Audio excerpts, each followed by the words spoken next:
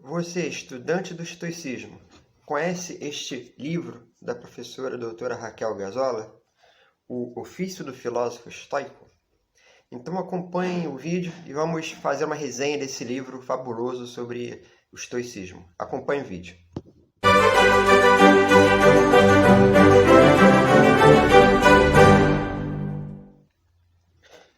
Olá pessoal, eu sou Breno Lucano, eu sou um pesquisador da área da filosofia estoica, já há uns 20 anos mais ou menos, e hoje quero apresentar para vocês a resenha, faltou na verdade esse livro ainda, que eu já fiz vários vídeos sobre livros importantes a respeito do estoicismo, e faltou esse, que é o livro da professora doutora Raquel Gazola, O Ofício do Filósofo Estoico, o duplo registro do discurso da Estoa, foi publicado por Leituras Filosóficas.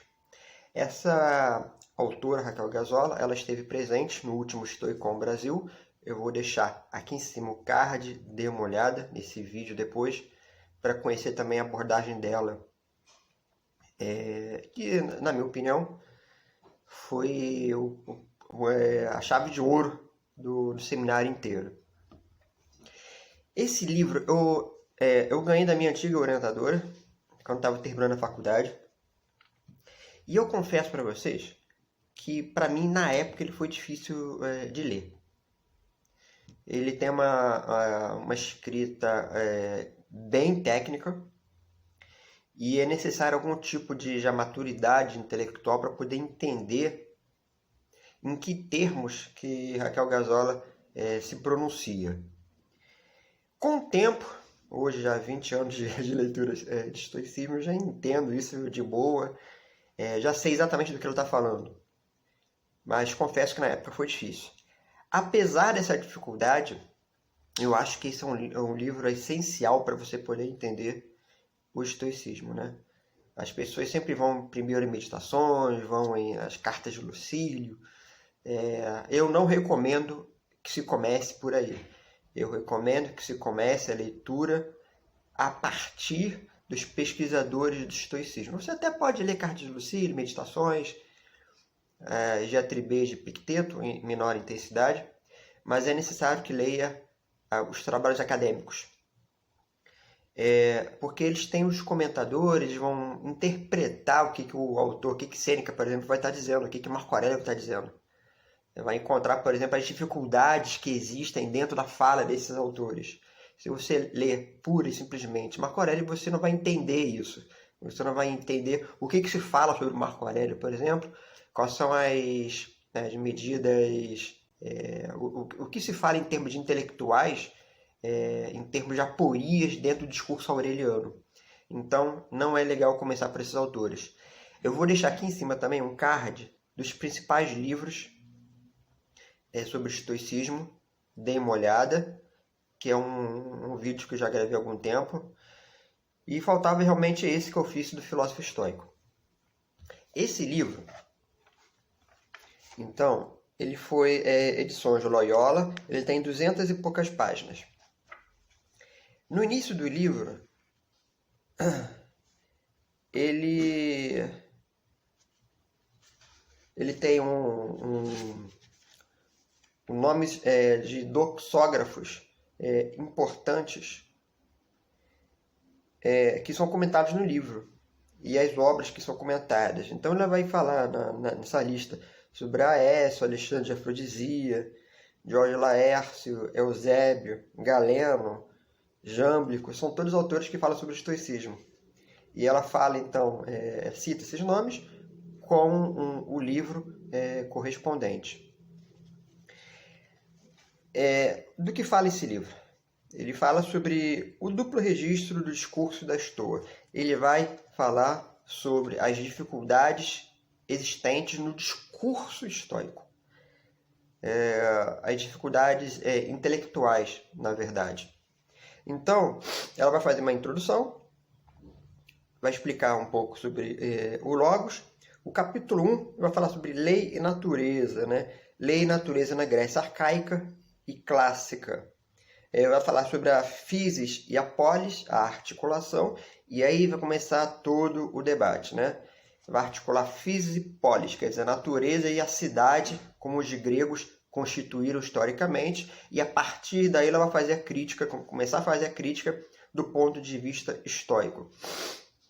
No capítulo 2, eu vou falar sobre a Politeia de Zenão de Cício, tem um subcapítulo interessante, que é Zenão, cipriota, discípulo dos cínicos, torna-te da cor dos mortos. E aí ela vai começar a fazer a diferença entre physis e nomos, sobre a natureza, a politeia regida pela natureza, conforme Zenão entendia, e nomos, quer dizer, a cidade com as leis criadas pelos homens e que visa, na verdade, determinar como a cidade deve funcionar do ponto de vista histórico, né, para os homens.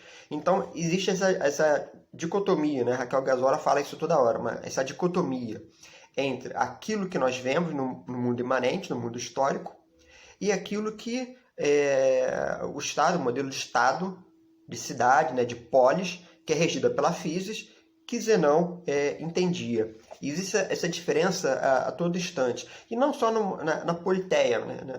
Essa dicotomia, ela abrange outros aspectos da filosofia estoica, como, por exemplo, a psicologia estoica. O sábio modelado pelo filósofo e por aí vai. Capítulo 3 ele fala sobre o núcleo da ação moral. Vai falar sobre a teoria dos indiferentes. A necessidade de você conhecer para agir, que isso é extremamente importante para o estoico. A teoria das representações, quer dizer, vai falar sobre a fantasia, sobre a epistemologia estoica, sobre a questão da fantasia cataléptica, e a ascese como ofício do filósofo estoico. Capítulo 4, sobre a temporalidade e as paixões.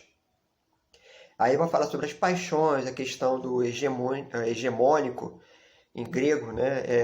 Hegemonikon, que é aquela ação pneumática, que perpassa o juízo humano, que faz com que ele haja corretamente. Então ele vai da epistemologia atingir a psicologia. E Raquel vai trabalhar sobre esses temas aí.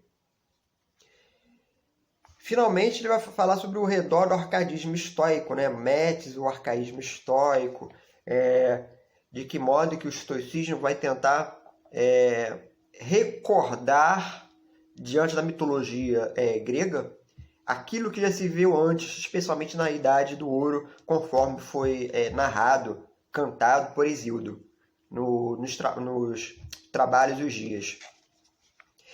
Enfim, na verdade, esse é um livro, como eu falei, ele não é fácil à primeira vista de se ler, mas com esforço você vai conseguir ler e vai conseguir entender o estoicismo melhor do que ficar lendo Marco Aurélio de cara, ou Sêneca de cara.